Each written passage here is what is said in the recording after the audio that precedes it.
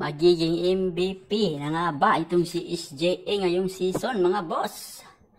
Sa ngayon ay nasa pangatlo pa lang itong si SJA kung pagbabasihan ang ranking sa mga magiging MVP.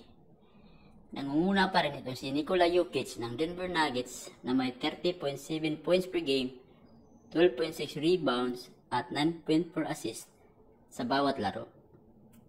Pumapangalawa naman itong si Giannis Antetokounmpo ng Milwaukee Bucks na may average na 32.7 points per game, 11.6 rebounds at 6 assists.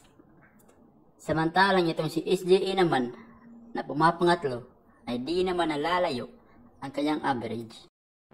Sa ngayon, itong si SJA ay nag-a-average ng 31.1 points per game, 5.7 rebounds at 6.1 assists. Hindi naman ganon kalayo kung ang average lang ang pagbabasihan kung sino ang magiging MVP ngayong taon.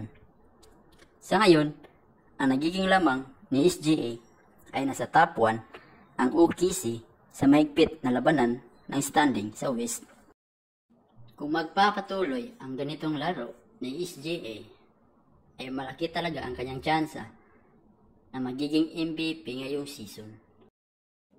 Paki-follow, like, and share naman ang ating page, mga boss. Maraming salamat sa inyong panonood.